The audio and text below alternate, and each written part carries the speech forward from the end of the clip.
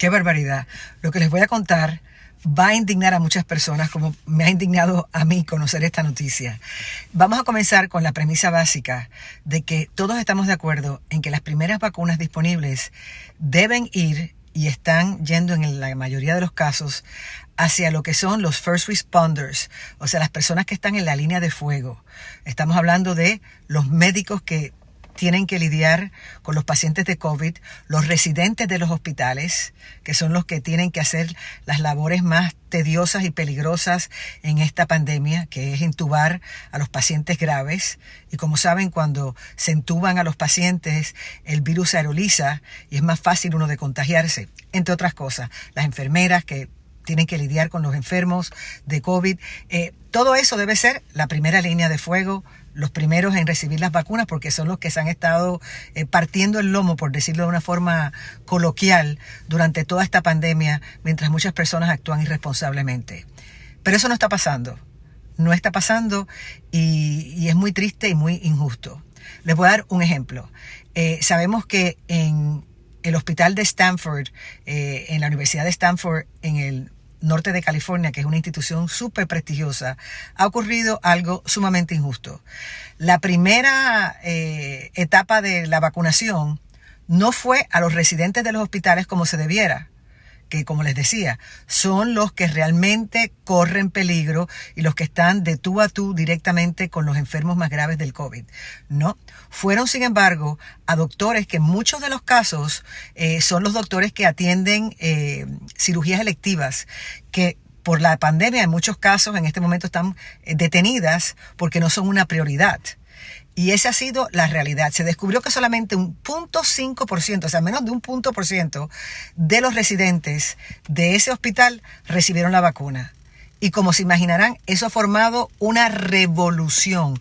Los médicos que lidian con los pacientes de COVID, los residentes y muchas enfermeras, se lanzaron a protestar, se pusieron furiosos porque dijeron que esto ya es el último bofetón que reciben en esta pandemia, teniendo en cuenta que muchas personas pues están siendo irresponsables, no se cuidan y por consecuencia mucha gente termina grave en los hospitales y a ellos es los que les toca pues esa parte difícil de la responsabilidad de la sociedad.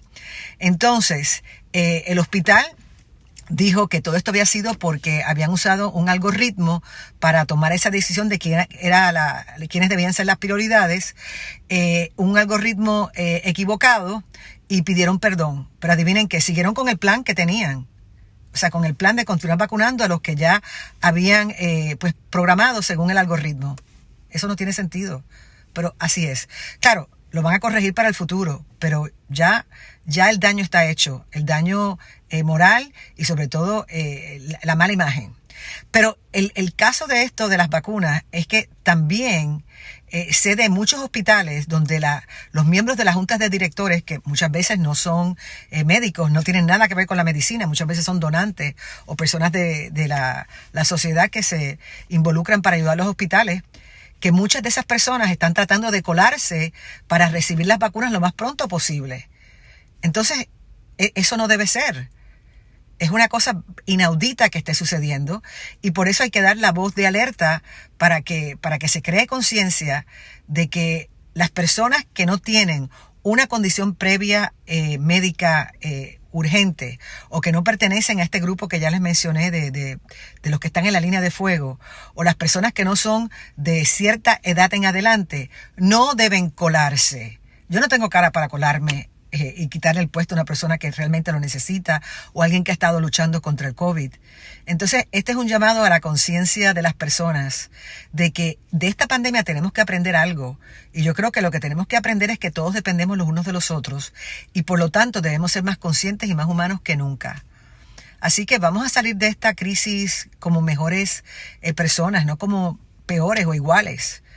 De verdad me puse a leer esto esta mañana y como siempre aquí desde mi carro, que es donde yo cuando tengo que esperar a que el carro caliente hago mis blogs, porque tengo paz y tranquilidad, no tengo el ruido de mis hijos ni de mis perros que siempre me están interrumpiendo cuando trato de grabar, y bueno, les quería compartir eso para que le den pensamiento, porque realmente es una gran oportunidad para ser mejores seres humanos, no peores.